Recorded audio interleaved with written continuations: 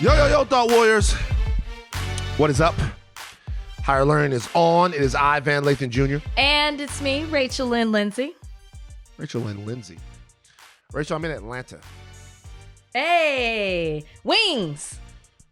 Wings. Oh, wings. Wings. Have The you know city that's my of wings. You know that's my food. Right after pork chops, I love me some wings. So have some for me.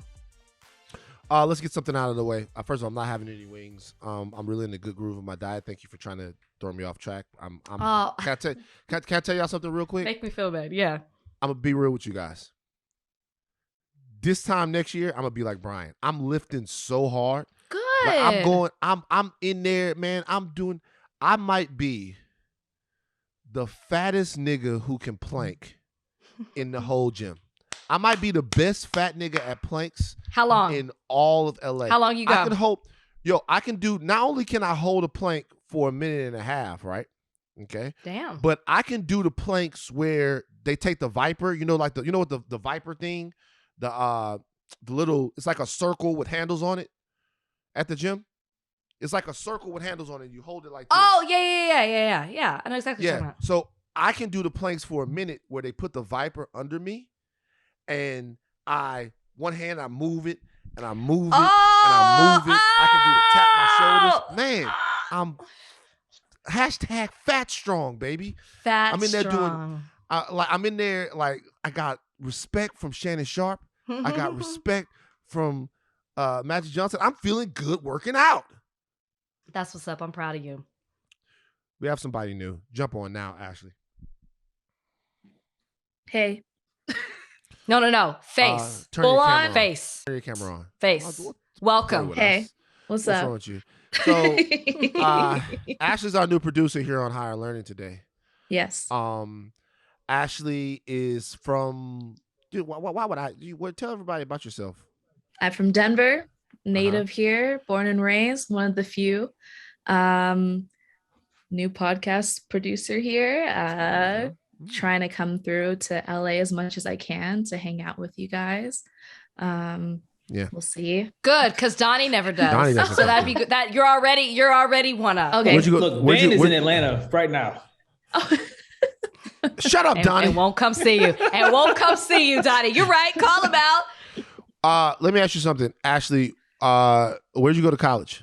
I went to college in Oxford, England. Yeah. Tell the people. Talk your shit, black lady. Ocxford. Oxford English. She went to Oxford. Yeah. She went to Oxford. We don't have no ITT techians in this. First, shout out to everybody that went to ITT Tech. That was so classy. Yeah, wow. Yeah. Ashleigh, stay on real quick. I've ever told you guys my ITT Tech story real quick? So my cousin got out of jail. And his mother was like, you promised that you would go to ITT Tech when you got out of jail, and that you would go there, and then you would make something better of yourself. So this nigga like, damn, I'm trying to get out of here. I'm trying to hustle, get back on my hustle or whatever. She wanted me to go to ITT Tech. Yeah. I got to go to ITT Tech or whatever. So there's like this orientation little class that you do. It's a technical college in Baton Rouge, a little orientation class that you do. So I went with him. I'm maybe like 14. He's maybe like 21. And they should have used this as an ITT Tech commercial. Is it ITT Tech or DeVry? I can't remember. But they should have, it's either one of them. I can't remember. They should use it as a commercial. Let me tell you how. Because when you go there and you do the little orientation, they make you like put together, they make you do something technical. They give you this little board, and they make you like solder this little thing. And then at the end of it, you press this little button and your LED light lights up, like you build a little light. It's very easy to do. But they say, hey, this is kind of what we're going to be doing here. You're going to learn how to do stuff. It obviously, everybody in the class made their little thing light up. Everyone did. Everyone made their little thing light up. Mm-hmm. When this nigga made his shit light up, he thought he was fucking Nikola Tesla. Like it was so inspiring. He was like, moved. He felt like he had invented fucking fire. Guess what he does now? That's what my cousin does now. What? He's an electrician. He went on and he finished at the technical college. I can't remember which one it was now. He finished at the college. He never spent another fucking minute in jail. He found his calling, and now he is the guy that knows everything about electricity. As a matter of fact, if I ever build a house, I'm going to have him come out here and put the electric stuff in there. So that's a story about technical college. Has nothing to do with you. Once again, nothing. I love that story. That was happy ending. Like, yeah, it was a good happy ending. You do not have to lie to kick I love it. Now, happy let me ask endings. y'all remember that commercial? What commercial? Yes. Was it the guy Everest. who was yelling at you and he was like, why are you sitting on the couch? Why are you sitting on the couch? Get up. Yo, my question is, where is that motherfucker now? I need to see what he's doing. I Because want him on the podcast. I absolutely want him on the podcast. I want him on the podcast. Find the guy from Everest. Ashleigh, your first task, Find that guy. your first mission, if you so choose it, is to find him. so when you went to Oxford, were there other Negro Americans or blacks of any kind there? I met two. Two I met blacks. two of them. Yeah, from Colorado, weirdly enough. And you guys were all ladies? Yes. And I was walking past them and I heard their accent. I was like, oh, hello. You were like, oh my God, niggers. You just turned around and you ran over there. Basically. So like out of how many? 2 out of how many? Thousands. thousands. Yeah. Now, did you guys start a singing group? So it was like the third day and they had to go somewhere. I had to go somewhere and I never saw them again. So I have no idea where they went. So wherever you are. Ashleigh, Thinking about, Singing group? that's like a real story. That could be like Pitch Perfect, Oxford. Let me ask you a question. Okay. So did you make friends at Oxford? I did. It took a second, but yeah. Caucasoids? Yeah. Well, So like what you trying to tell me? spicy ones from Europe. Spicy. So what you're telling me is that Yes. you saw 2 black ladies, you let them pass. Yes.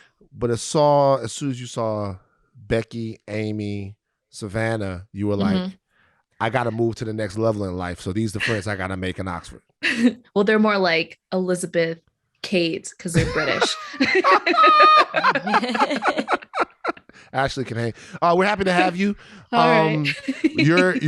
We're gonna be getting deep into your personal life, and the things that you like, and I'll do my best, Ashley. I'll do my best. hopefully, you get on here and you embarrass yourself. That's the way that we do it here. Okay, on the then I'm Howard gonna do Podcast. great then. All right. That's Ashley, everybody. Woo! That's Ashley. All right. It's been quite a day, Rachel. Has it for you? I mean, not really for me. Well, it was kind of quite a day for me. So I took the red eye out last night. Oh. Because I got to do some stuff while I'm here in Atlanta. So I took the red eye out. And I had the middle seat. Whoa. Were you flown out? Yes. See, here's the thing. Where's Aronde? Wait. But here's the thing. It was a late one. And there was nothing in first class. There was only one left in Comfort Plus, and it was a middle seat. And I didn't want to sit kind of in the back of the plane. So it's kind of like my decision. Okay? It's kind of like my decision. I didn't want to sit in the back of the plane. So it's like, I'd rather be in Comfort Plus. I might have had the most uncomfortable flight I've ever had before in my life. First of all, I bought this thing from Amazon, which is like this. It's supposed to be this inflatable pillow that you can put your head in. Wait. So you put your head in the front, not in the back. Yeah. Okay. You put your head in like this, and you hold on to it. I looked like the biggest fucking idiot in the history of aviation. Please tell me you have pictures. No, I didn't. I threw that motherfucker away when I got off the plane. So I sit down, and I sit down. Donnie, pull up a picture of this inflatable thing. Like it's an inflatable pillow that you blow it up, and then you hold it. You put your arms in it, and you put your face in it. Right? You put your face in the there's a little hole in the top of it, and you put your face in it.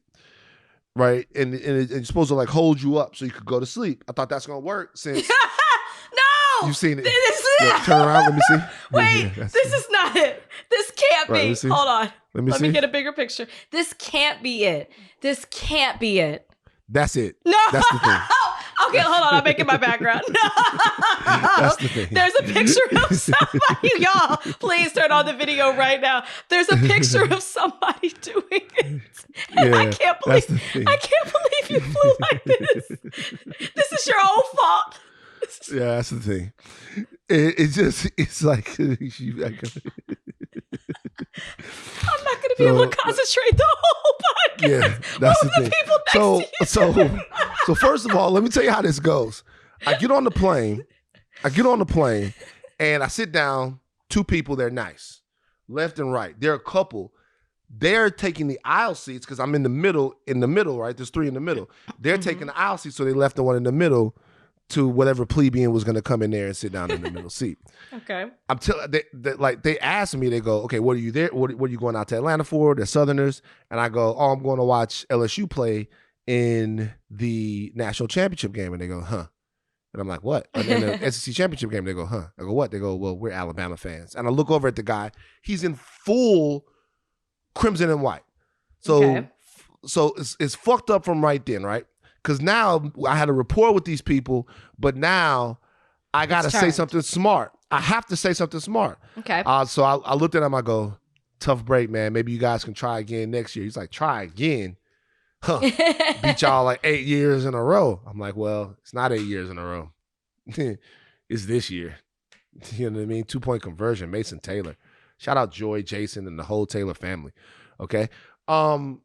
And so now that he's a little perturbed, I'm fucking with him. I had to do it. So, but this is the thing.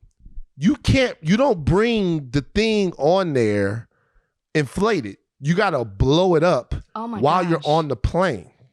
Okay. So you get there and you got to sit down, and this is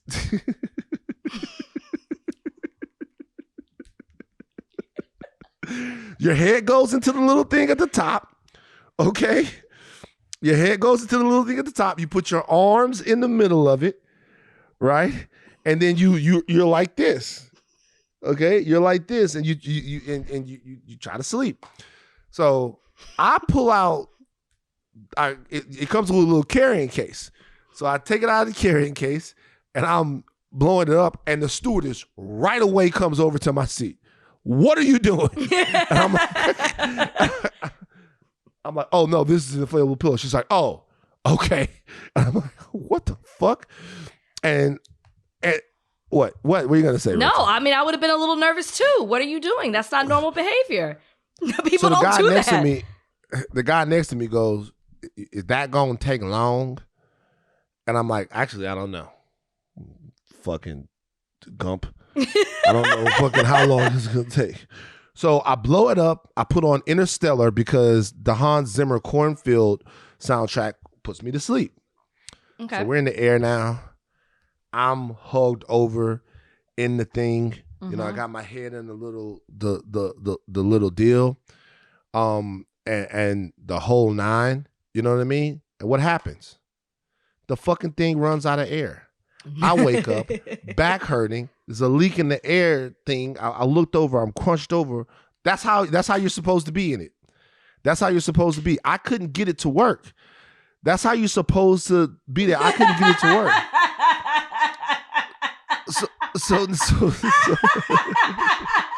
y'all gotta watch. Y'all gotta see. That's how you're supposed to use it. That's how you're supposed to use it. I couldn't get it to work. And so now I got this thing, right? It's half inflated. It's like the row is super tight. Even though we're in Comfort Plus, it's still like it's not used to what I've been flying. You know, I haven't flown this way in a while, you know? So it's still like taking up mad space, and people are getting grumpy. Like people, yeah. I people would are have been getting upset grumpy. too. People are getting grumpy. You know what I mean? and I can't get comfortable. It's 11 o'clock and I still haven't been asleep. Like I can't get comfortable. I could not fall asleep. So I had a very rough flight. Then I get in here. And in booking it, I forgot that you can't check in to your hotel at like 7 a.m. You know what I mean? So I'm here. The hotel is very nice. Like, I'm here. You can't check into your hotel at like 7 a.m.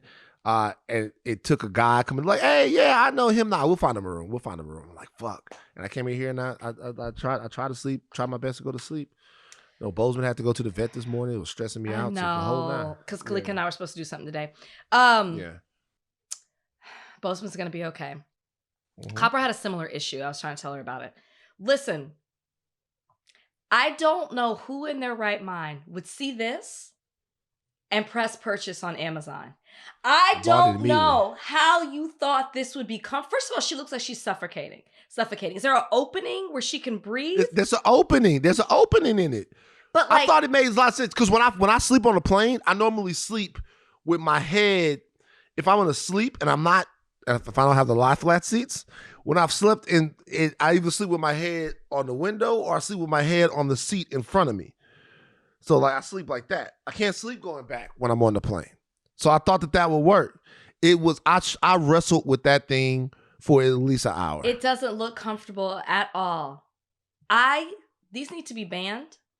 And I feel like they will be on a no-fly list very soon. This is the van. This is funny. So it's in the room with you still. Or no, you said I you threw it away. Oh, yeah. Man. Yeah, I got off the plane. And then I got off the plane. So I stand up on the plane. I'm all disheveled. You know what I mean? Because I'm like, I maybe doze off for like 1 second. I got one ear pod in my ear. I can't find my other AirPod. Everybody has to exit the whole plane till I find my other AirPod. It was just like at least the flight was smooth. Anyway. I can't stop laughing. So now I'm here. I'm glad you're here. I hope you got a little bit of a nap. I'm glad. I gotta do stuff with LSU and figure it out. Wait, but it was is that what you're there for? Really, to do stuff with LSU? Yeah. Oh, that's really cool. Yeah, do stuff with LSU. So LSU flew you in a middle seat. Texas would never. It's not LSU technically. Technically, it's an organization. And by the way, I made the decision late. How's that sound? I made the decision like late. An excuse. Well, how about this? Let me tell you what it is. You know why Texas would never have to do that? Because Moneybags Texas Longhorns, a $1 billion endowment, they would just send the PJ out. Actually, more than $1 billion, 10 billion or something like that. They would just send the PJ out. No, y'all definitely got more money than us.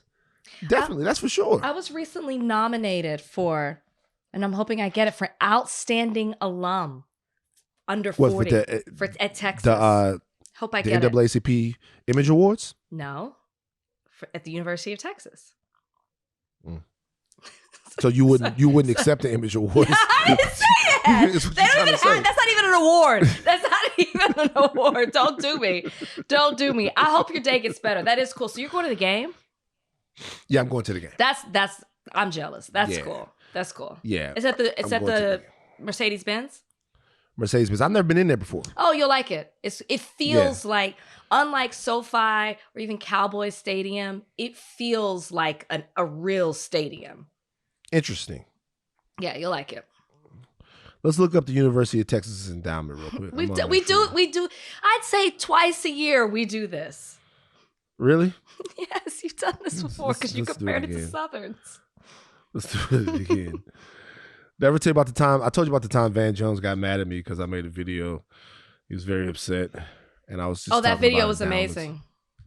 Yeah, man. Okay, let me get. Guys, I'm gonna let y'all know. There's a lot of bullshit in the show today. It is.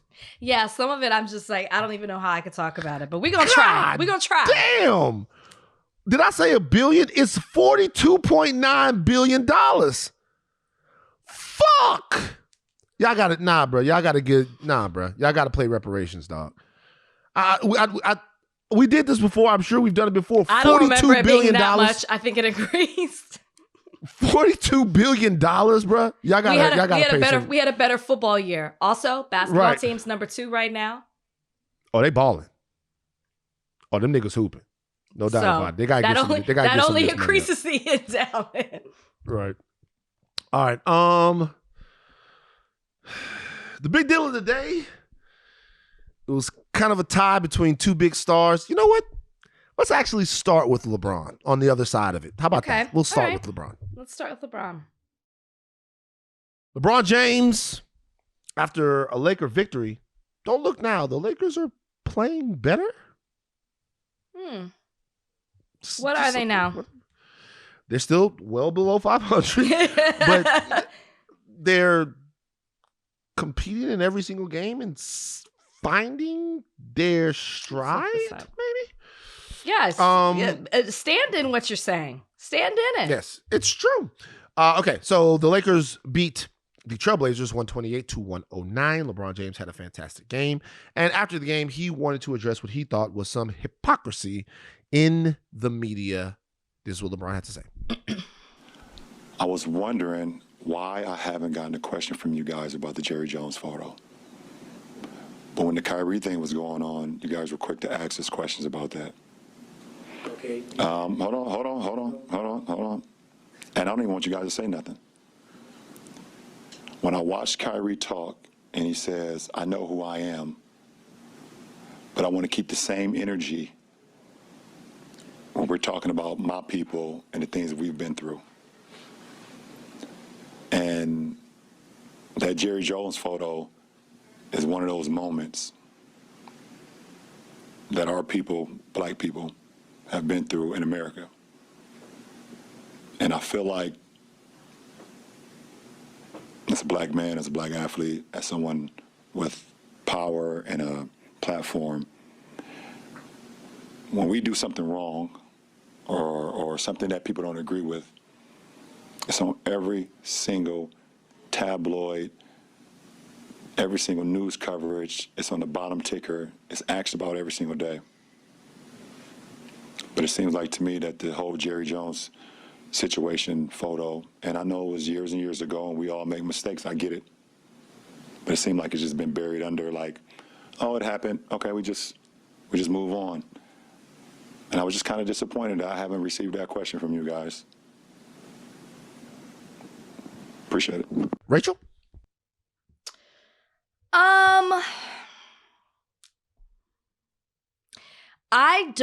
I am not well versed in the things that LeBron has been asked in post-game press conferences. Obviously, I think that things that were related to basketball, there's no question he would be asked about. Controversies, things he's done, said, whatever, involving other players, other teams. Without a doubt, he would be asked those questions. I don't know if he's asked about other social justice issues that aren't related to, not even social justice, but just like other issues involving that affect Black people in post-game press conferences. I don't know. So I'm not even saying correct me if I'm wrong. I'm admitting I have no idea. I don't know if as an interviewer, it would have crossed my mind, but I don't know if I would have asked LeBron James that question. And I'm glad he addressed it, and I'm glad he answered the question. And surely as somebody who's extremely influential in sports and arguably one of the greatest basketball players, I would want to hear his opinion, and he does use his platform to speak out. But I don't know, dare I say fair, for him to say, hold on, I'm trying to figure out why nobody's asked me this question. It's about a football team, Jerry Jones. It doesn't really relate to me. So I wasn't shocked that nobody asked him that question, even though I was glad to hear his opinion on it. Mm-hmm. And people might be upset with that, but I don't think it was really fair for him to say it, to be honest with you. It wasn't really relevant to him. It is, yes, Black people, yes, it is. I shouldn't say it's not relevant to him. It's just not necessarily a relevant question after a post-game conference for an NBA game. Yeah. This is why I love LeBron James. LeBron James knows us. This is one of the savviest things I've seen an athlete do in a long, long time. Why? LeBron just flopped. This was a mental. LeBron flopped. LeBron, like this was an actual flop. LeBron, you know how you barely get touched on the court. You're like, you flop. LeBron flopped. He just flopped in that press conference, and it was the right thing to do.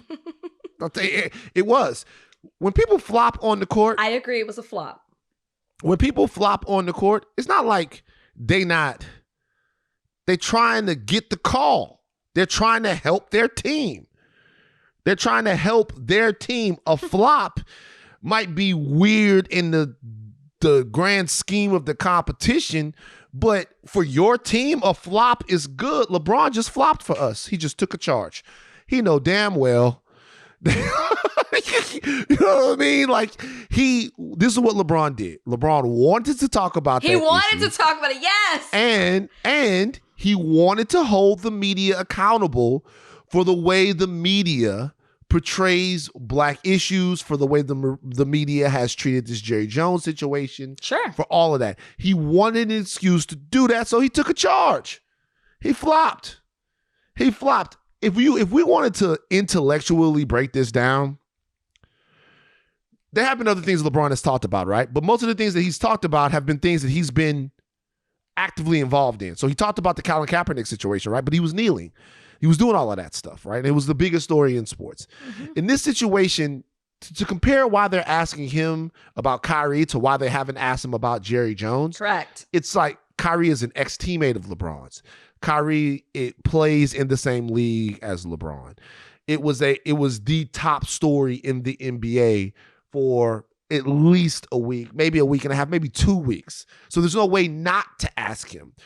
In terms of this, I don't know too many football players that have actually been asked about this, if we're being honest, because the power dynamics in the NFL and the NBA in terms of the way the athletes speak, how they talk, and what they're allowed to express very true, are different, which is why I'll say again, everyone owes a debt of gratitude to Colin Kaepernick, Nessa, and Eric Reed because they challenged,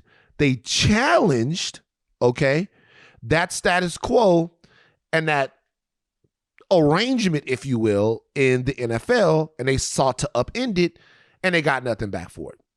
I digress. But what I'm saying is, in this particular situation, I mean, I like that energy. I like that energy of calling that out. But the funniest part is he asks why, and then he's about to get a response, and he goes, no.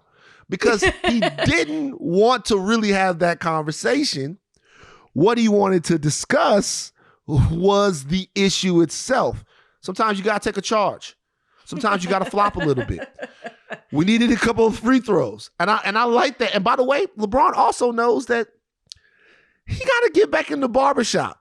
There's a lot of people that didn't like the fact that he said what he said about Kyrie, that he was sort of as definitive about it as what he was. And so LeBron, he need to get back in the barbershop a little bit. And that was kind of like looking at some of the people, that's like a little dap. So he's very savvy. He's been doing this for a long time. When I saw that last night, I was like, here we go. I was well played. Well played, LeBron. Well played. This motherfucker. Well played. And he's right. And he's right. But that's not all that people talked about. Did you see Jay Williams in his conference? Jay Williams has a demand from Jerry Jones. Rachel, as a Cowboys fan who represents Jerry Jones here on the podcast, I want to see. No, that's what Stephen A. Smith's job. He has nominated himself to be representative of Jerry Jones on behalf of all Black people. That is what Stephen A. Smith has done. Now he's trying to backtrack. So you're asking me about Jay Williams, though. Right. Stephen A. Smith is interesting. Donnie, give me the audio. Your reaction to all of this. You mind if I just have a moment, Stephen A.? Sure. I look into the camera? Sure. I just want to specifically ask Jerry Jones to denounce racism. I think it's very important with where we're at in this time in history right now. I didn't hear him do that with Colin Kaepernick. His silence was heard all over the country as related to George Floyd. And here was another opportunity where, frankly, Stephen A., I felt like his answer felt to me it was above approach, right? He was above the matter. In the end, we will remember not the words of our enemies, but the silence of our friends. Mm-hmm. Jerry Jones, our friend. I think that's very important. And I say that because I don't condone the 14-year-old kid doing that. Like, I agree with you. We're on the same page, 14-year-old kid, curiosity. Yeah. But sometimes in life, there's good people and there's bad people. And what happened on his commentary when he was addressed about this, which he had multiple days to think about, the direct quote was, "I don't know that I or anybody anticipated or had a background of knowing what was involved. It was more of a curious thing." Mm-hmm. Why is Jerry Jones absolving the hundreds of people who were around him who had different intention? Why is he speaking for everybody's intention when you could tell that maybe he was curious, but there were a lot of people there who weren't curious. There were a lot of people there who were racist, and that's okay to say. What was even more concerning for me is that when Kyrie Irving posts a pic of Hebrews to Negroes, we automatically come to the table by saying you need to denounce anti-Semitism. But Jerry Jones didn't denounce racism.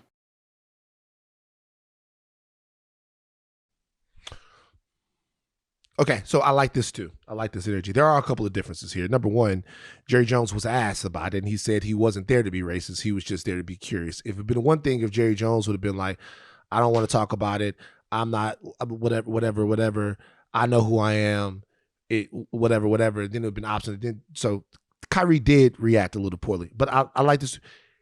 They should all denounce racism, right? Like, we never asked them to denounce racism. For me, look, we being messy, and I love it. This is what we got to do. And I'm so glad they let Jay Williams come on and talk about it. Because in my opinion, and we talked about this last week, they were letting Stephen A. Smith run with the narrative. I mean, he went on the other day talking about, I know people in black media have had some things to say about me. And then he directed everybody to go to his No Mercy podcast to listen to what he had to say. And he said it was black on black, and he was going to address us. I didn't go listen. I don't have time for that. But I appreciate them having Jay come on to change the narrative, because he was saying what Stephen A. Smith should have said. And I think that's why Stephen A. Smith was very quiet in it. And he kind of tried to backtrack of like, yeah, that's what I was saying. Or yeah. No, that's not what you said. You said you were very fond of him and you were pissed off that photo was used. And Jay Williams goes on to say in that clip, or just that overall segment, that you're not getting the bigger picture of it all. And that's what we talked about. It's not just about the photo. You didn't read the article because it was bigger than that. The photo was just used to explain other actions of Jerry Jones. So I am for everything Jay Williams said. And I'm so glad now on Twitter, they're saying the doors are going to be locked on Jay Williams tomorrow when he tries to enter the First Take studio. Nah, he'll be there. No, I'm kidding. He'll be there. Like Jay will be there. Jay won't step away from a kufi. I'm gonna get Jay is my man. I'm gonna send Jay a kufi for Christmas because they didn't radicalize Jay. We should have him come on. We should have him. I asked for him. Like I asked for him. Jay's my man. They didn't radicalize Jay. I will say this. So the reason why I think, I don't want to piss anybody off, but I have to say it. So I think that I need to hear Jerry Jones denounce racism, and I'll tell you why. If Jerry Jones is in fact a racist, and he's not doing a fantastic job of convincing the world that he's not, he has a direct effect on hundreds of black people, not just the players on his team. And this is kind of the difference, right? So a player like Kyrie Irving, a guy like Kyrie Irving, has a tremendous influence to normalize misinformation, bad things, anti-Semitism, all of that. So we have to make sure that people that have that particular type of influence have the right information to go off of and are aware of what their words mean. That's absolutely true. That's very true. And we are reminded of that when it comes to black athletes, entertainers, singers, and all of that stuff. Mm-hmm.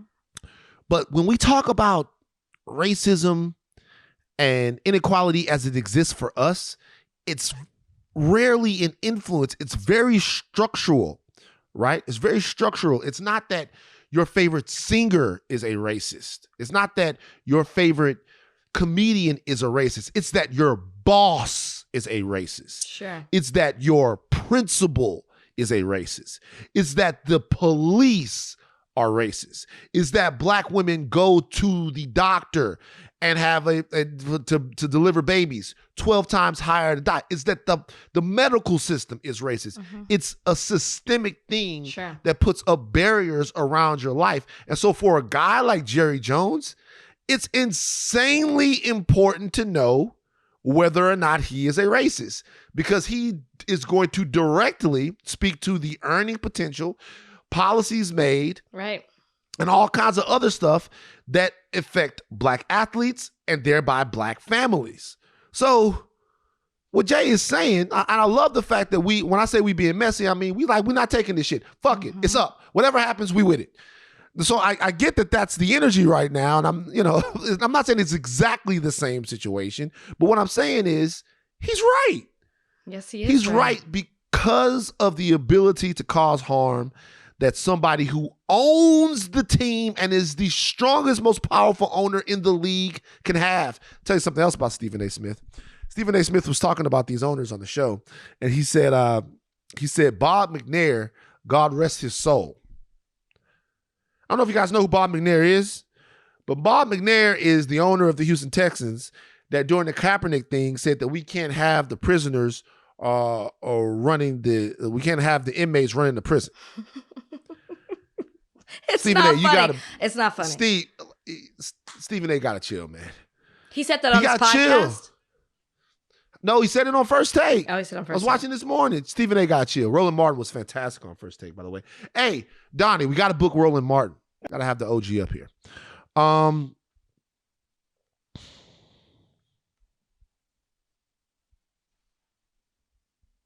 Donnie, just run the audio. Said he loved Hitler. They gave him an award. I'm just saying, I don't like Nazis, and I don't like what some of the mafias are doing either. I like Hitler. Donnie, run some more. I've said it, the most Nazi-like activities I've seen, and the Nazis, in my view, were thugs that shook people down, did a lot of really bad things. But they did good things, too. We're going to stop dissing the Nazis all the time. Okay. Donnie, give me another one. Well, that's right. You're not Hitler. You're not a Nazi. You don't deserve to be called that and demonized. Well, I see good things about Hitler also. I love everyone, and Jewish people are not going to tell me you can love, us, and you can love what we're doing to you with the contracts, and you can love what we're pushing with the pornography. But this guy that invented highways, invented the very microphone that I use as a musician, you can't say out loud that this person ever did anything good, and I'm done with that. I'm done with the classifications. Every human being has something of value that they brought to the table. Keep it going, Donnie.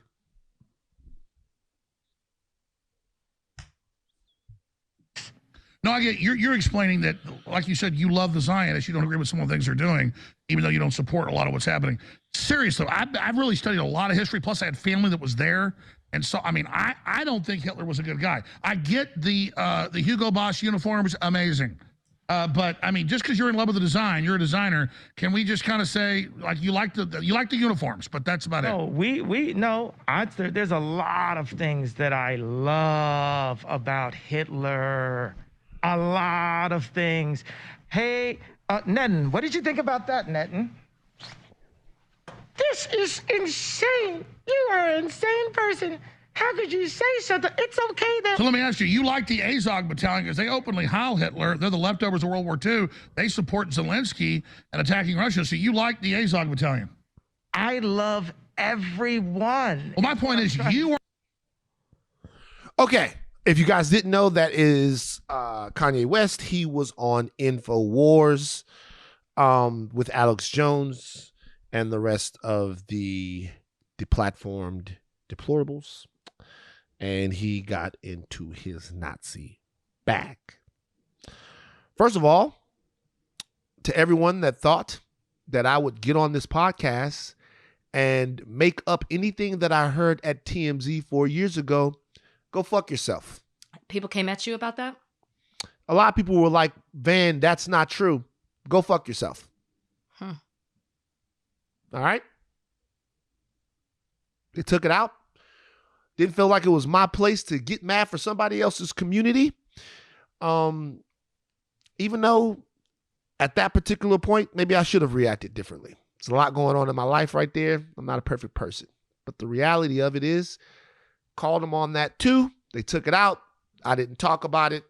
It is what it is. But go fuck yourself. I wouldn't make anything like that up. Number two, and this is the only thing I'll say about this. This isn't about Kanye anymore. It's not. Not to me. This is what it's about. Kanye West is a blessing. Ye West is a blessing. It's a blessing. Okay. So I get a lot of feedback from a lot of people. And the feedback that I get actually got a really beautiful message. I'll read it. I'll read it right here, because I think that it actually came from a good place. I'm not going to call out the person that sent this, but I think this message came from a good place. It says, appreciate your perspective, Van, and I truly am a fan. I am not, nor would I ever consider myself to be a Ye fan, primarily because of his behavior. That being said, mental illness is an underreported aspect of his downfall. I have a close family member who I have seen devolve over the course of the last 5 years due to schizophrenic behavior. I say behavior because he refuses to seek help and believes the whole thing is a conspiracy. I request that you invite a psychologist or a psychiatrist to your podcast to discuss the impacts of these illnesses on the brain and thought processes. Peace. I thought that was a very well put message. And at least for me, a part of this narrative and a part of this entire sort of saga that we haven't talked about enough was the fact that Kanye West is unwell. Whatever. Kanye West is unwell. He's going to say whatever he wants to say. It's harmful. It's dangerous. The rhetoric is normalized into some of the worst forces that the earth has ever seen. It is what it is. It's not about him anymore. The reason why Kanye West is a blessing, Ye West or wherever is a blessing, because he's helping me decide who the fuck I don't want to be around no more. Okay. Keep going. What do you mean? He's helping me weed out people that are doing backflips to excuse and explain things that are fucking nuts. When I say nuts, I mean, he's not playing chess. He's not playing checkers. Mm-hmm. What he should be, he's not playing chess. He's not playing checkers. He's not playing anything because it's not a fucking game. All right, when you're talking about Hitler, when you're talking about the Nazis, when you're talking about the final solution, when you're talking about the brand of racial identity, right, that arose from Nazism, Nazis aren't dead. They're not dead. All of that stuff mutated and sort of gestated there in Germany and went on to still be a force in the world. And it's something that people still deal with. It's about violence. It's about intimidation. It's about the inherent eugenic belief that someone is better than you. It is something that started here, went there, and is now the world over recognized by symbols, be it an iron cross, be it a boot, be it a pair of boots, be it a shaved head for the neo-Nazis, be it whatever it is. So I'm telling you is this. If you can't fix your mouth to say that that is wrong, that Nazism is wrong, that Hitler is wrong, if you're that deep to where you want to find a way to excuse that, there's nothing to talk about with me. And I'm glad, I am happy that I am able to analyze and see people with that amount of inconsistent logical ability with that amount of bullshit lurking and murking around in their blood, there's absolutely zero reason to praise Hitler. None. Nothing. I don't give a fuck about none of it. There's not one reason to praise Hitler. There's not one reason to excuse Hitler. He's not one reason to love Hitler. No. Are these personal friends like that you know? Because I guess like when you say that it's a blessing because it's really helping you see people for who they are these personal friends of yours? Because I guess go ahead. Finish your thought, Rachel. Well, no, I was just gonna say because publicly I don't really see a whole lot of support or people excusing him, or the point where I'm like, they're helping me know who they are. I'm not seeing it. So that's why I'm asking you, is this personal for you? So I think it's a good time to get into this because it's a narrative that it's a narrative that we deal with a lot on the podcast, with the fact that I know and I'm around people that people would consider to be problematic. I want to give this a little oxygen right now. Okay. In a real serious way, as honest as I can be. It's difficult for me to divorce myself from people who I think don't have some of the information that they need. All right? And there are many reasons for that. One reason is, and I'm not leaning on this as a crutch, one reason in a real way is the relationship I had with my father. Mm-hmm. My father was a smart man, a very like a savvy man. Mm-hmm. Like he could read people very easily, but he was incurious. Like the things that he knew were the things that he knew. And he had a very firm grasp on what he thought was real and what he thought didn't make any sense. I, on the other hand, it's the definition of curiosity. And a lot of times I would see in real time, like his mind sort of considering something. Mm-hmm. Or, I mean, it wouldn't even have to be about anything serious. Like my dad would tell me that some kid that he knew or some guy that he went to college with or some dude that grew up in Baton Rouge was the best basketball player of all time, right? And he would tell me all of these things and he'd be very serious in a real way. He's like, because in my father's eyes, his world was what he was able to see and touch. Sure. And the best guy he ever saw was this dude. And I remember watching a game with my dad when I could really understand the NBA and describing in the game everything that Michael Jordan was doing. Like offensively, defensively, the sets they were running, the triangle offense. And I watched my father realize that basketball is a more complicated game than he thought it was. Mm-hmm. That it's not just guys in shorts chucking up the ball. He understood all of that stuff about baseball. He knew what he knew. And I have relatives like this. People that for whatever reason think that their part of the world, be it Maryland, Louisiana, be it Baton Rouge, that everything that they needed to know was encompassed in that.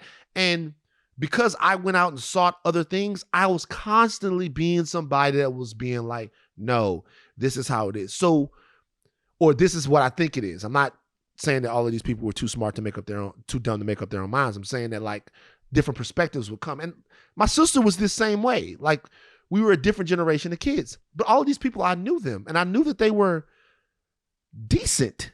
Mm-hmm. Mm-hmm. You know what I mean? They were, they're just not bad. They're decent.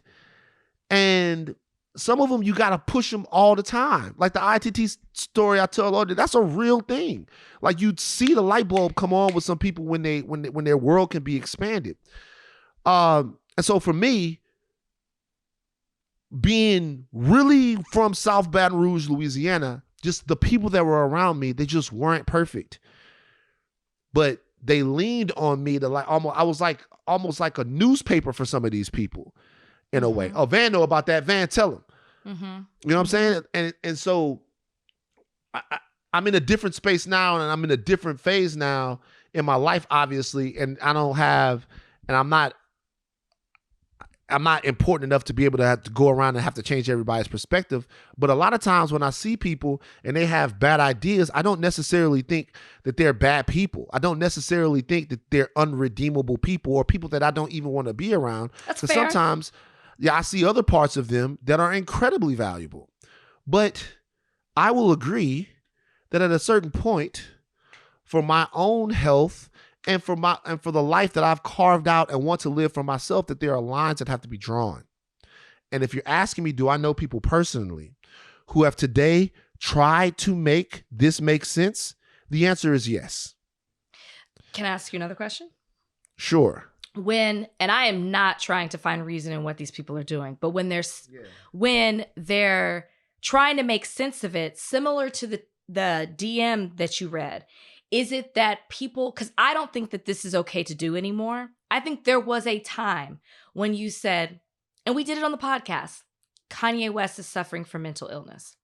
I think that we have gone way beyond that point. Not saying that he doesn't, there might be not, mental illness might not be an issue, but we're beyond that point at this. When the people are making excuses, is it based on mental health? And that's what we're writing it off as.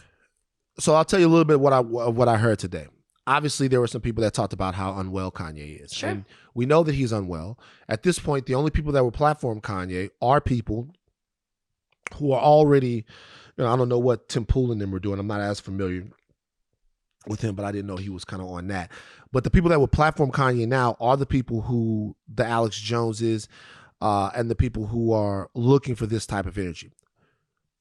I say that to say this. Some of the people were telling me about, is it that much different to praise Hitler as it is to praise Washington or to praise Jefferson or to praise any of the other bloated slave-owning criminals that started America, right? Isn't it any different to praise them than it is to Kanye West? You know what the answer is? Not really. I concede that point. I put it in the post on Instagram. Thomas Jefferson was a man who raped a black woman for a long time. Whenever you have sex with a slave, it's rape to me. It's rape.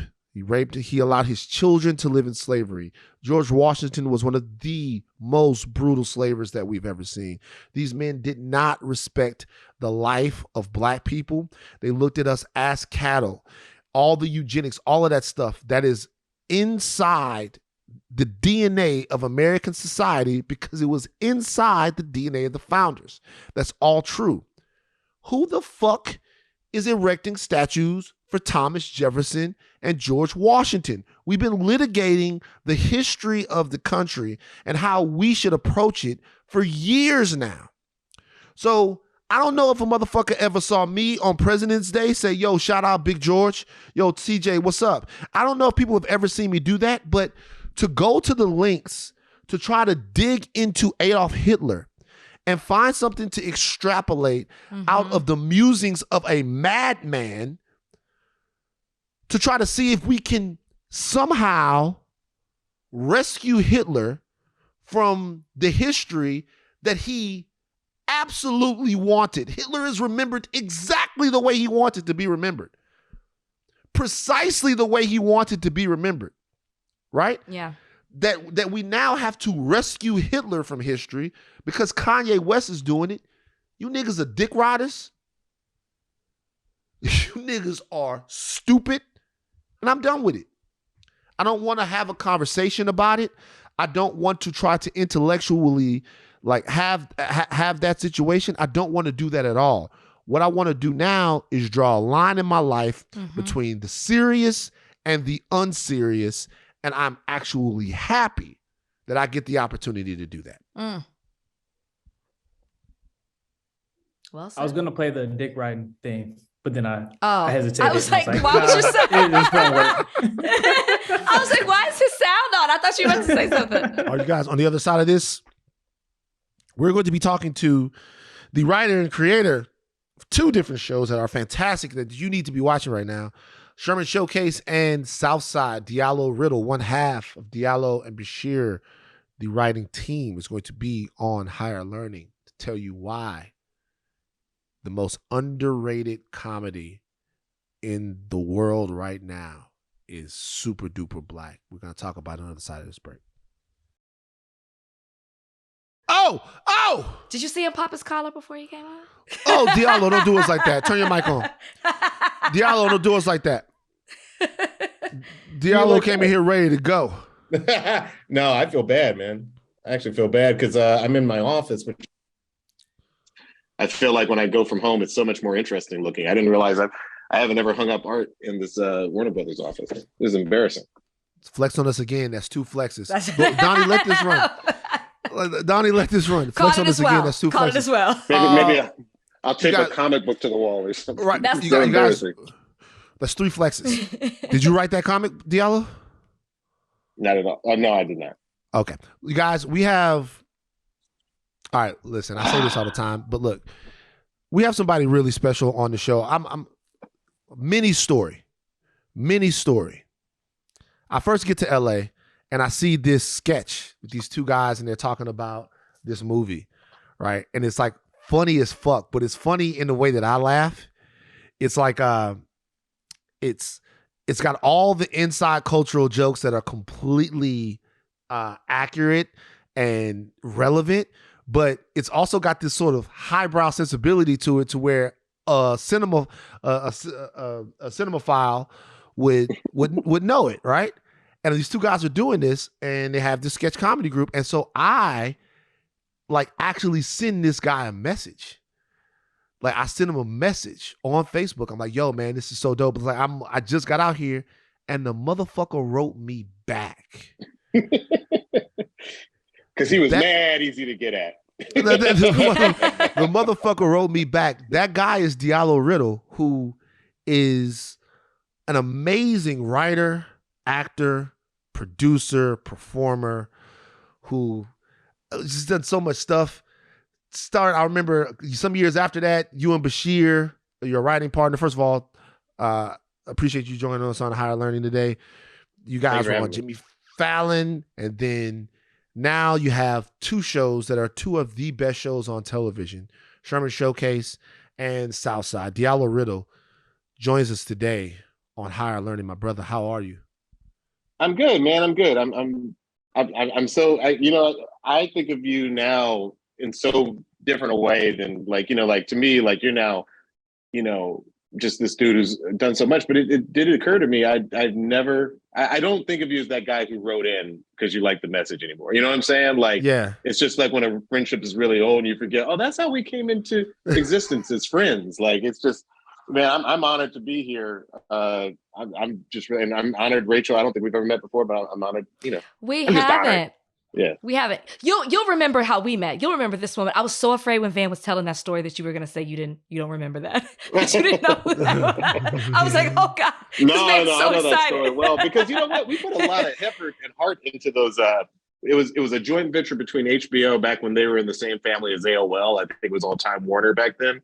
And Bashir and I were used to doing sketch comedy for $50 a night that we would split, and we would usually eat that profit by buying wigs and makeup. So when we first got that thing, our budget, I will never forget, our budget was $1,500 a week, which might as well have been a 9-figure deal from Netflix for us at the time, because we were like, we're loaded, we're rich for the rest of our lives.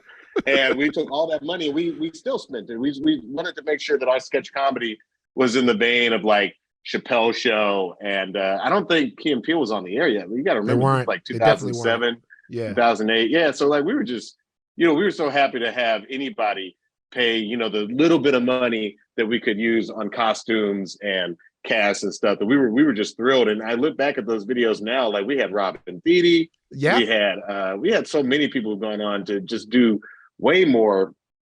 I remember our first sketch group at the time. It was me, Bashir, Robin Thede, Wyatt Cenac, Nefertari Spencer, who's on both of our TV shows nowadays, and we just, we was just hungry. We was just them young dudes fresh out of college, just ready to, pull out the old Canon 5D, because you didn't have phones that had 4K on them back then. So yeah, right. That was us. That was us. Can you talk about how the 2 of you met? Because was it a choir? Was it an a cappella group? You and Bashir. Sorry, you and Bashir. Okay, so I think I know where this is going. We met. So we were both members of Kaumba, which was the Black gospel choir at Harvard. And whenever you're at a white school and the Black kids get together, you inevitably choose a African sounding name for whatever group you form. It doesn't matter what you guys do. But we were like, okay, so we the Timbuktu Steppers. And anybody could join. You didn't have to be Christian. You didn't even have to be able to really sing. We had like 50 members. It was big. But Bashir and I, we figured out pretty quickly that we had the same sense of humor. And that's when we formed an offshoot that was going to sing secular music like Jodeci, Shy, Silk type, songs. And that was called Brothers. Because we're really inventive, and I hope nobody think about, man, these dudes are really hacky with what they got. We were called Brothers, and if you had a coffee shop in Boston, we would show up and we would sing to the people drinking coffee. We would sing like, Usher Raymond, these are my confessions type songs, and that's what we did. Bedtime music. Yeah. Secular music. That was what we called it. So you and Bashir have been working together for so long, and I'm seeing you guys are both like on top of the industry right now. I'm seeing Bashir pop up everywhere. Oh, that's news to me, bruh. He always does this. Y'all, he always does this. I have literally watched the world discover both Southside and Sherman Showcase. I've watched it. We need to go intergalactic because we need a few more worlds to discover both shows. We need a few more worlds. So let me ask you this though. Like I would when I would see people talk about the show, I would send you, hey, bro, like especially during the pandemic, people were watching it. They were talking about how funny specifically Southside was. Season 3, the premiere of Southside is on HBO Max, premieres on December 8th.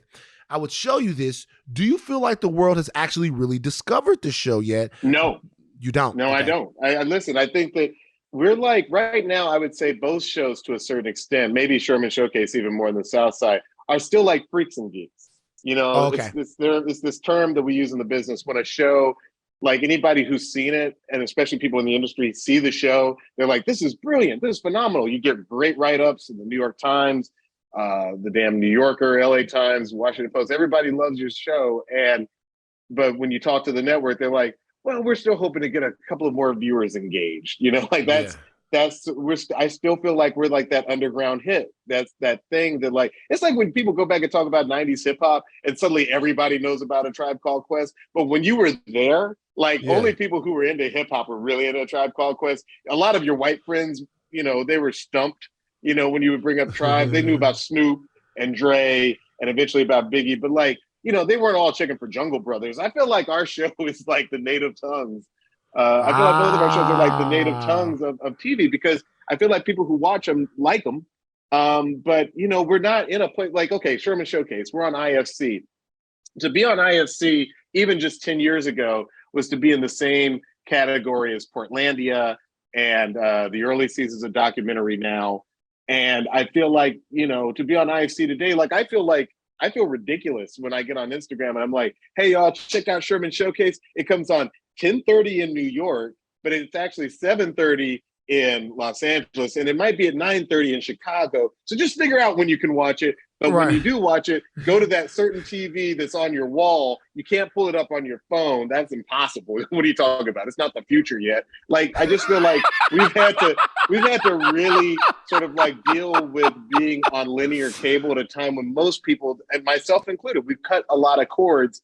And so we have to sort of wait until these things start streaming on Hulu. But by then, the linear cable people have sort of moved on to whatever. They're on to Interview with a Vampire, as if the Anne Rice estate needs more money. It's just an interesting time to be in TV. I have kids now, and they spend a lot of time watching YouTube videos. And if you have kids who watch YouTube videos, you realize that these are people who literally are watching other people react to something they saw on YouTube. And I'm just like, can you kids watch something with a script? Can you guys please watch something? Because we're just in a world now where it's just an interesting time to be in TV. I think that's what Sherman Showcase is dealing with. HBO Max, a lot more people know how to find that, download that, get that. So I feel like Southside does have a larger audience. And also, let's just be honest, Southside, as opposed to Sherman's, which is a lot more like our HBO, show that originally brought you into the mix. HBO Max and Southside, we're doing a show with characters. They're in a neighborhood and an environment that I think that people understand. And I think that we go out of our way to be authentic about that. So I do think Southside has a few more viewers, but I know for a fact that we would always, anytime people tell me that they love Southside, I'm always like, great, tell 5 more people, because quite honestly, we can always use more people watching either show. I know that was long-winded, but you just happen to catch me, at a time when I just finished talking to some network people, and I'm just like, all we can do is do the best show that we can do. After that, it's sort of more on y'all to like inform people and let people know that these shows exist. That's what I want to piggyback on that, because I was going to ask you, like, it's 2-part, because I want you to talk about, since Southside is about to come out December 8th.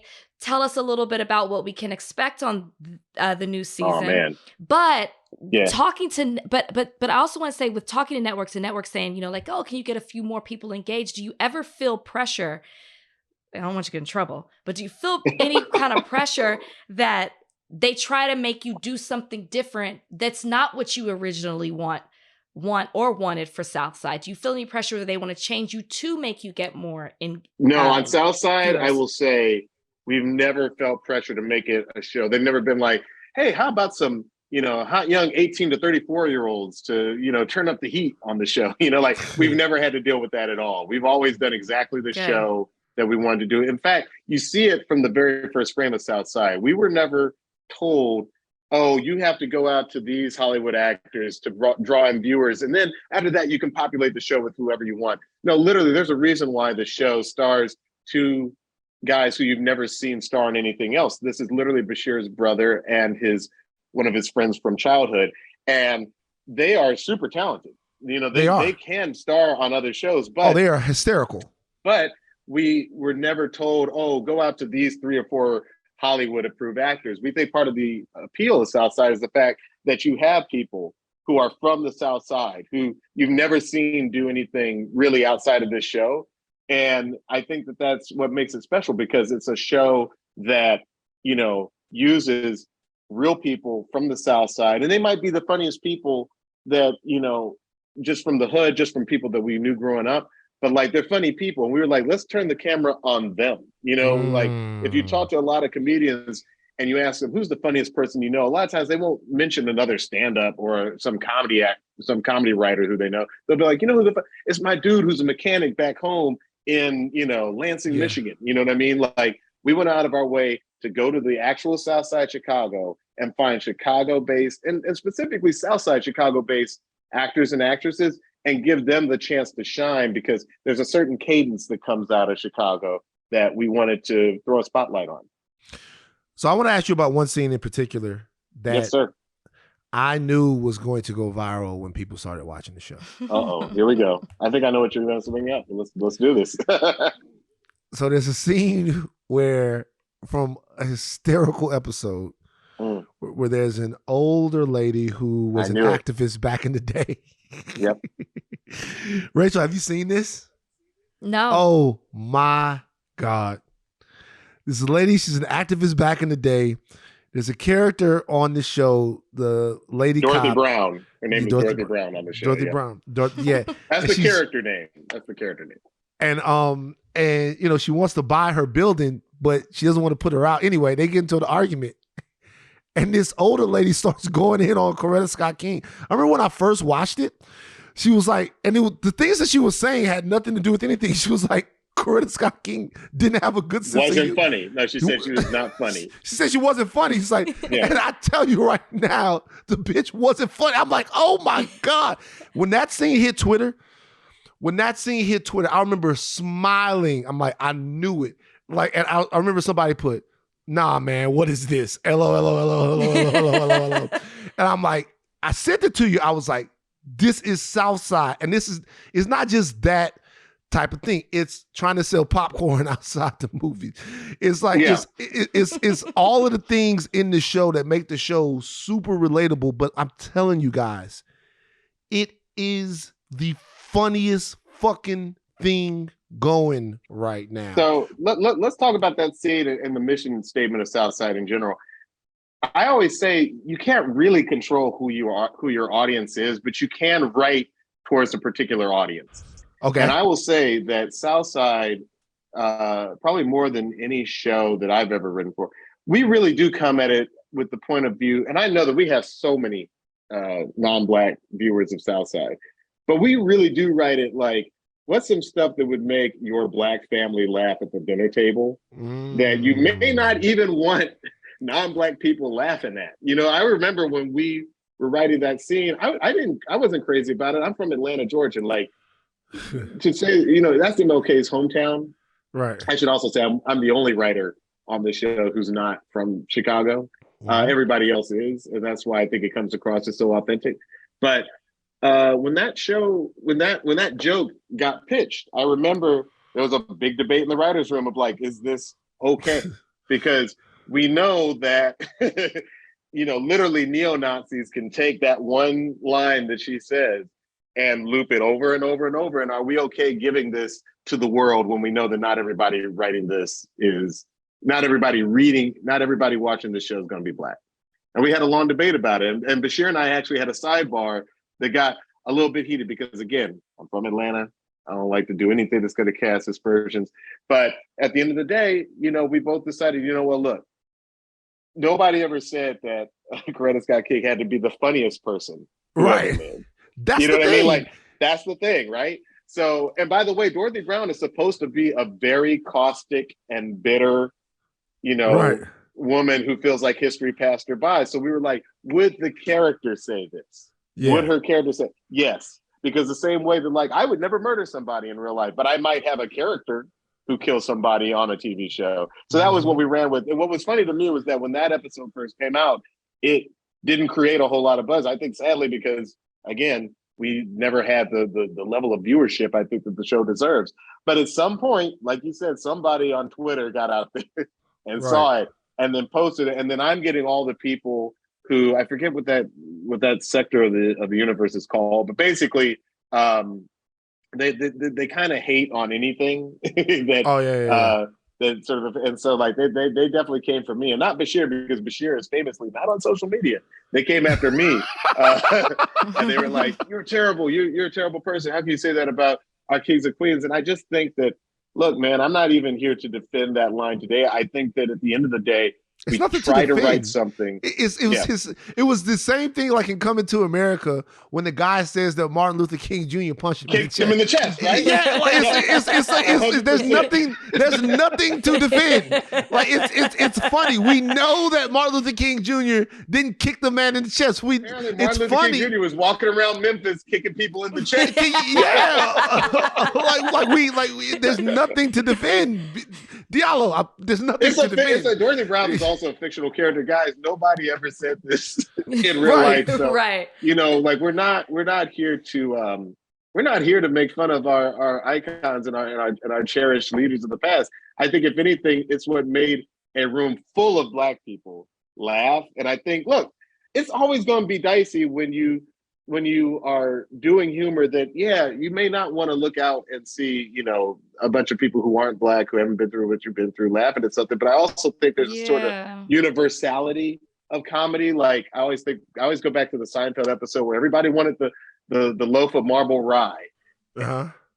And, you know, they end up chasing him and he's with the marble rye. I didn't grow up in New York. I didn't grow up as Jewish, but I got why that was funny because it was so culturally specific. And I feel like that's the one thing that we do on Southside. We keep it very, very culturally specific. I'm reminded of another episode that I thought might get us in trouble, and we were actually vindicated in real life, where a dude dies, a character dies, and then at his funeral, he's at the funeral standing up as if he's in the club. Yeah. You know, we did this episode, and then a couple of months after the episode came out, it happened in real life. This rapper got shot, and per his dying wishes, his funeral was in a club, and he was decked out. He had on the fresh Jordans and the chains, and it was just like our episode. They were like, "Oh snap, Southside done predicted the future," you know, like. But no, it was because Bashir's mom in real life was handed a flyer for a funeral, but the funeral flyer looked like it was for a night at a nightclub. Right. And so we had no idea what was going to happen with dude in real life at that point when we wrote that episode and shot that episode. It's just that by paying attention to what makes our people laugh, what's happening in the culture, and just being a fly on the wall for our own community, we predicted some things that we could have never known were going to actually happen. I think that's why the show is enjoyable, because we basically have a room full of Black people trying to make each other laugh, and so the humor really does come from a pure place. Yeah, because like the world we live in now, you know, it's scary. You know, you don't know if you're gonna get canceled. You don't know if you're gonna, you know, offend people. How do you protect that? Because I mean, we even on this show, we have a lot of non-Black listeners, but Van and I are very much so stay true to who we are. Like, how do you protect that to make that comedy? Like you said, everybody in the room is laughing, but then also know that people listening to it, maybe they shouldn't be laughing. Maybe they might take it the wrong way. True. How do you do that? I'll say two quick things on that. One is that I fundamentally believe that you kind of have to do what's true to you and what makes you laugh and just put it out there. Does that make sense? Like, I think if you spend any time self-censoring, if you spend any time sort of like worried about who might get their hands on a joke, you're not going to end up writing anything that's good. I think that we write what we think is funny, and then we just kind of put it out there. And that's sort of like across the board. And I'm sort of controversial when it comes to, I actually don't believe that cancel culture is a thing. I don't. I think it's a boogeyman. I agree. When people tell me who, you know, I actually asked my son, because, you know, he's, my oldest kid is on TikTok now. He's 13 years old. And he came up to me and he was like, "Hey, Dad, do you think this is funny?" And it was like a Black comedian, but the Black comedian was making some jokes based on some really old stereotypes about, like, you know, fried chicken, you know? And I was just like, honestly, this isn't funny, son. And before I had the chance to tell him why I didn't like it, he was like, "Oh, do you think this guy's going to get canceled?" Now, this is coming out of a 13-year-old's mouth. Right. And I was like, son, I have a problem with you walking around worried about who's getting canceled. I was like, tell me who you think has been canceled. He was like, Dave Chappelle and the woman who wrote Harry Potter books. And he was rolling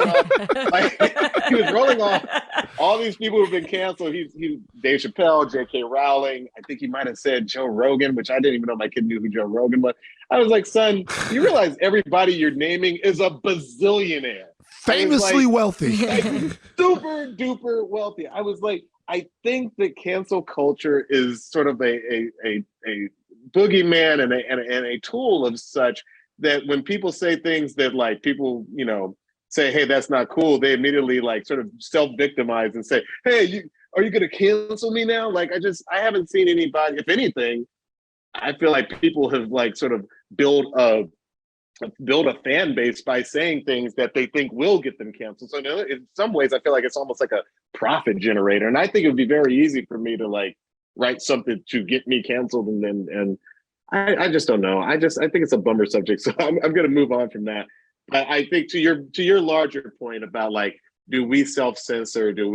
No, I think we write what we think is funny, and then we just ride with it, because honestly, I don't think that me and my writing partner are weirdos. I personally think if we write something that we think is funny and edgy and just really just kind of humor that you haven't heard before, if we're laughing at it, I think there are other people out there who will laugh at it. And that's why I think that our humor does come from an often unsafe place, because it's hard to laugh at something if you've heard it a million times before. That's why I didn't like the thing that, you know, my kid brought me. I was like, these stereotypes have been around since the 70s. I mean, like, I want humor that I haven't already heard a million times. And that's why I think that we don't worry about that. We just worry about, is it funny to us?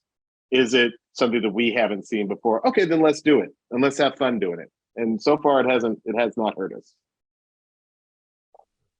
Sell us on the show. It is plug time. Not sell us on the show. Tell people where they can watch it, how they can watch it. We have to make this season, the Southside Decision and Sherman Showcase, the biggest seasons ever. Man, I always say that the shows are the biggest advocates for themselves. You know what I'm saying? And with Southside, especially, like, if you've never seen it, just all you got to do is just get HBO Max. You probably already have it.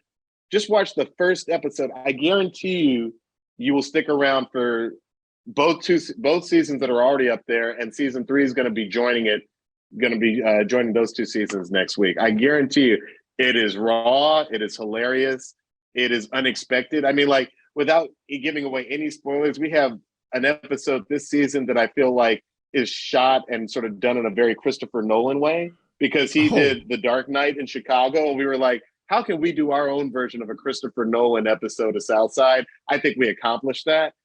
We have Chance the Rapper back. We've got local, personalities from radio, like Leon Rogers is in an episode. We've got, I just feel like we've sort of gone out of our way to never give people the expected. I think that if you're looking for, edgy sort of like, humor that just doesn't stop delivering. I mean, we intentionally, when we edit these episodes, we always make sure that you can't get every joke upon the first viewing. Right. And I think that's why somebody told me last night that he's watched, what episode did he say he watched? It might've been the day the Jordans dropped. We have an episode in season 1 where the cops are all gathered at the police station. They're like, all right, nobody can go on vacation time or go home early, because as you know, today is that day that we all fear. It's the day that the new Jordans come out, and we have to be doubly prepared. Everybody's going to work a double shift tonight because Chicago's going to be crazy. And that's, I think, episode 4 of season 1. Like, this dude told me online he's watched it, twice a month, every month since it came out. And he says he always gets like new levels and stuff. Like we've been compared to The Office. We've been compared to, what's the other show they always compare us to? But I don't think there's any show. I don't think that we're like The Office. I think that, yes. I don't think there's you guys have, you strike a tone that's very unique. Yeah. It's very unique. Yeah. I can see why people call us a workplace comedy, but if you've seen more than 3 episodes of the show, you know that we'll go anywhere, on the South Side of Chicago. And even outside this, we have a whole episode that takes place in Roscoe Village, which is not the South Side. You know what I'm saying? Like, we're the most Chicago show, I think, because we treat the South Side of Chicago sort of like the way Springfield is treated on The Simpsons. It's a jump off point. And at some point, yeah, you'll see certain characters every episode, but they could be doing unexpected things. There's a whole episode this season where our characters make it out to the South suburbs, which if you know anything about Chicago, that's South where you get out of. Yeah. Yeah, it's like, it's a totally different vibe. We have a whole episode about Chicago house music this season that I really love, because I think that, and I was happy to see Beyonce come out with a house song. Like I would love for Black people to, sort of get back into house music. That is dance music that we, created at a club in Chicago called The Warehouse. That's why it's called house music. I'd love to see us get more into dance, because there's sort of an exuberance that you feel when music gets up to 120 BPMs. Like, we have a lot of fun with the show, and I know that I'm being verbose, but I really want people to check out the show. So it's Southside, it's on HBO Max, and please watch it. We will Sherman watch Showcase. it. And Sherman Tell Showcase. us Sherman so they can watch Showcase. it, yes. So here's where it's a little confusing. The first season of Sherman Showcase is on Hulu. There's a thing that says season 2, but it's really just our Black History Month special, which I also think is a very amazing hour of TV. It was sort of like an hour-long special that came out in 2020. But if you want to see the latest season 2 of Sherman Showcase, download at AMC Plus. At least until it migrates to Hulu sometime top of next year. But download AMC Plus and you can get a whole new season of Sherman Showcase. It's a really good show. It takes almost no time to download it. You can also get AMC Plus, I think, through Amazon Prime. So if you have Prime Video, look us up and you can download us there as well. Diallo Riddle, one of the funniest men in the entire world. Thank you for joining us today on Higher Learning, man. We're gonna check back in with you, because there's more stuff I want to talk to you about. I know, man. I feel like we've only scratched the surface. We've only scratched the surface. We're gonna bring you back, man. But look, I appreciate. I'm sorry. Is that a Child of God hoodie you've got on, Rachel? It is. You mentioned Chance the Rapper, Chance. and I was like, Yeah. I just happened to be wearing Chance the Rapper. Got the art in the back. I'm a big okay. Chance fan. Yeah. Listen, Chance is on both shows. He's on Sherman Showcase this season, and he's back on Southside for, I think, I'd be surprised. I'm going to put this out there. I think he should get the Emmy for Best Guest Star Appearance, because his episode of Southside this season is insane. And I feel like that bruh is going to get, if people watch the show, he's going to get a lot of props. Big time comedy, big funny. He crushed it. He killed it. Wow. And I'm just putting that out there. Shout out to Chance. Speaking of to existence, Diallo, we will see you. Thank you for joining us today on Higher Learning, my brother. Thank you so much. I appreciate it. Rachel, I just want to really talk about real quick, white mess real quick. Well, not really white mess. It's kind of like interracial mess. All right, I don't want to do it. We have to do it. I know where we're going. I want to check out. I'm going to tap out. Ashley's coming in. Donnie, jump on real quick. I'm here. What's up? So they fucking at Good Morning America, apparently. They fucking. What's this guy's name? TJ Holmes? TJ Holmes. TJ John Holmes. So it's like TJ Holmes and what's the white lady's name? She's blonde. Amy Robach. Amy Robach. Robach. Amy Robach. He just couldn't help himself. He just couldn't help himself. It's right there. You know what I mean? It's in the morning. Craft service comes. They standing right next to the place. It's coffee. Hey, how are you? How was your weekend? I went to Martha's Vineyard. Oh, did you? Yeah, what do you like to do at Martha's Vineyard? I don't know. I like to go down there to the beach, lay on the sand. Sometimes let the sun tickle my body. He's like, what? She's like, yeah. You know, if I stay out there long enough, I get a little moist. He's like, oh my God. He just Dr. Umar just out of his brain and they're going. I don't know if people know. Rachel's sinking down because she knows these people. I don't know them. I don't know what's going on. But this is the thing. I don't know what's going on either. I only know what I read. Amy and TJ apparently were spotted on a romantic vacation together somewhere. I didn't even see the pictures. I just saw everybody talking about everyone was interested in what was going on between the thing. TJ, he looked like Barack Obama cousin. And he's got a very Obama-esque thing. And it looked like to me, he was in that vanilla bean. He was the vanilla bean ice cream. Oh. Donnie's got some audio for us. Go ahead. Good afternoon, everybody. Welcome to What You Need to Know, GMA3, and it's Friday Eve. Oh, who's looking forward to the weekend?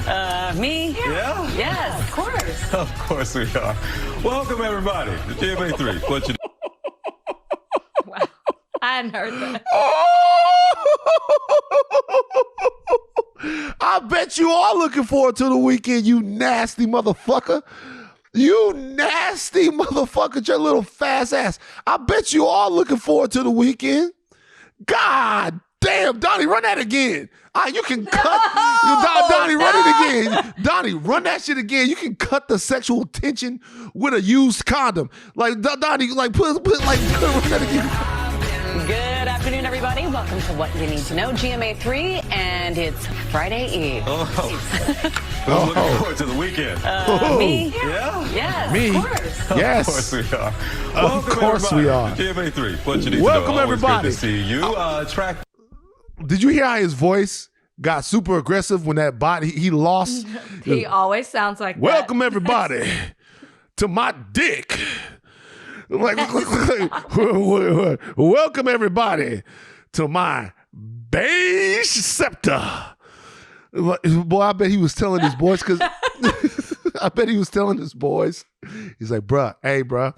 I bet he was telling his boys. He's like, hey, bruh, I'm telling you, man, in that thing, dog, this weekend is going down. She come around here looking crazy, bruh. She look good. We do. I got me a little thing. Rachel, but these are your friends, right? I am friendly with both.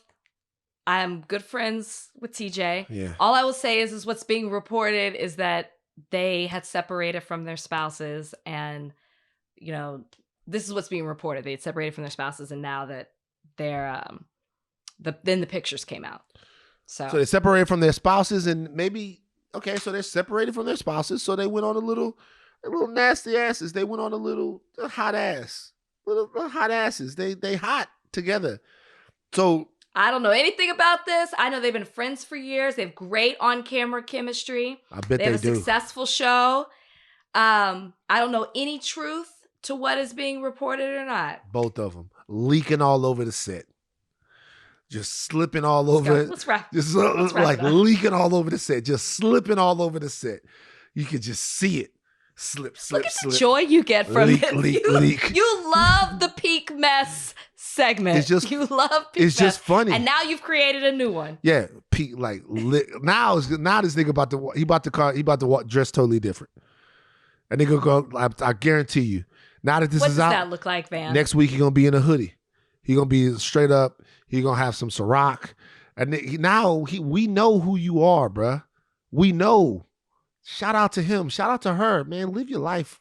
See, y'all try to be prudes. They ain't being prude over at Good Morning America. Good morning, all right. Good morning after America. That's what they doing.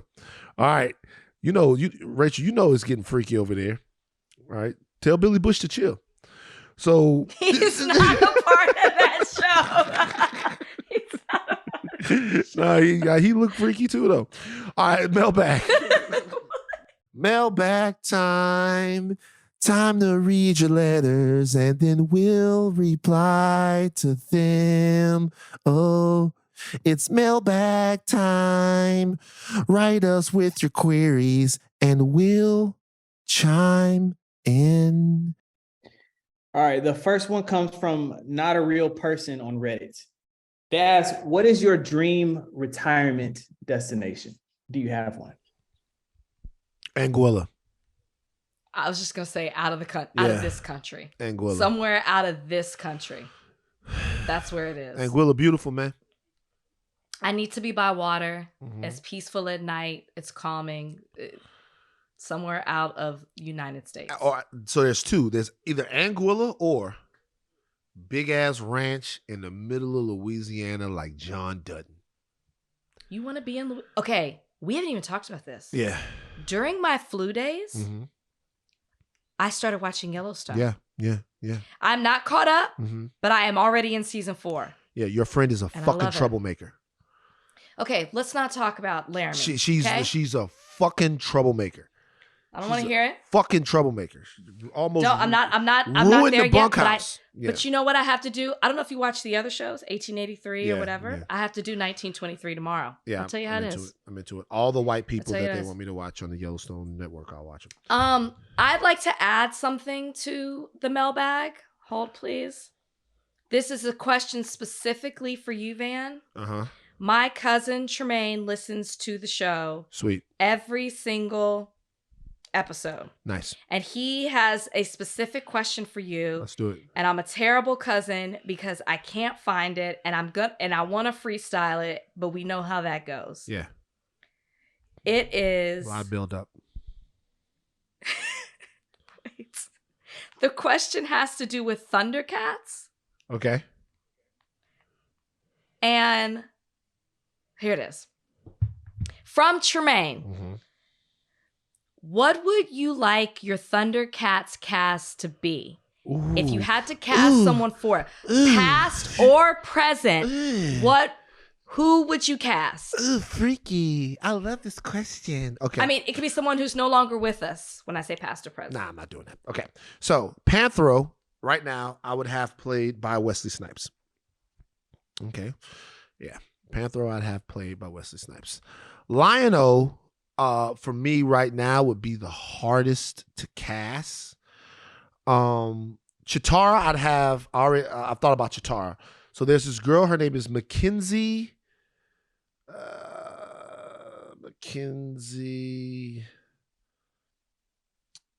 She was in fucking Mackenzie Phillips is her name? No, not Mackenzie Phillips. That's the other. What is she in? She's in The Martian.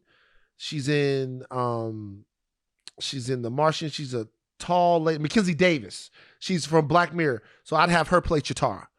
She's a tall lady. She's 5'10". I'd have her play Chitara. Panthro would be Wesley Snipes. Lion-O, Kevin Hart could play what's the little creature's name? I don't know Thundercats. Oh yeah. Snarf. Snarf. Kevin Hart could play Snarf. Who could play Lion-O? Donnie, help me out with Lion-O. So with Lion-O, I'm gonna go. So let's put parameters around this. Lion-O, I'm gonna go 32 years old, maybe younger, because if she's 35, so Lionel, I'm gonna go a 30-year-old Lionel. I'm looking at Lionel. Tall. Maybe it should be like it should be a new face. Maybe a new face for Lionel. I think so. This is a star-making role. It's a star-making role, but we have to take somebody that's done some stuff though, right? Can't like Lionel's got this red hair. Yeah, Lionel, but It should be that one guy who plays Superman, Henry Cavill. Is that his name? Yeah, so that's like a terrible idea. Oh. So well, you can big. Yeah, he's big, but that's not. Well, Ashleigh, I was gonna say Carrot Top. Jesus Christ. You know what? How about this? Because this is a great question. Let me chew on this for a second. Because I gotta think of Mum Ra too. I gotta think of everybody. I got somebody from Mum Ra that'll kind of be good. Let me think about this. Let me chew on this. I want to hear the Reddits. No, I don't want to hear the Reddits. I do want to hear the Reddits. I want to hear everybody's thoughts. I don't want to hear everybody's thoughts because I don't want it to influence me. Don't tell me. I'm on Monday's podcast. I'm going to give Tremaine my perfect and amazing Thundercats cast. Ashleigh, now that you've done that, now you have to come up with a Thundercats cast too. So what about me? You know what? You need to cast. You need to cast Rajah Binks. That's who you cast. Okay, Rajah Binks has star potential. Yeah, and you know I'm right. Cast Rajah Binks. Me and Ashleigh, because Ashley's got the right idea. She's like, Henry Cavill's already Superman, so we can't have him be Lionel. But she's got the right idea. You need somebody with that cut of the jib, like with. What about Will Poulter? No, because he's Adam Warlock, and I don't think he works, but he actually kind of does work, to be honest with you. He kind of does work as Lionel. He actually fucking looks like Lionel. That's what I'm thinking. He's got a cat face. He's got a cat face. You need to think about like he does. It's the eyebrows. He kind of. Like, I'm not gonna lie, that's not Donnie. He got a cat face. He could be Lionel. And remember, Lionel to me, I like Lionel, but Lionel is not like the best part of the Thundercats to me. You know, and then we got to cast them all. We got to cast Wally Cat, everybody. We can think about them, whatever. Could Timothy Chalamet be Lionel? No, he's too small. Okay, that's a great question. I'll come back with my full cast next week. That's a great question. All right, one more. Okay, this is a company question, but it's not from a company person. Jen on Instagram asks, share. This is a statement. She demands, share your Spotify Wrapped. My Spotify Wrapped was all sleep podcasts. No bullshit. It was all podcasts that help you go to sleep. Oh, that's nice. You know what I mean? Like Spotify has these great podcasts, sleep time, nappy time, go to sleep, sleepy to sleep.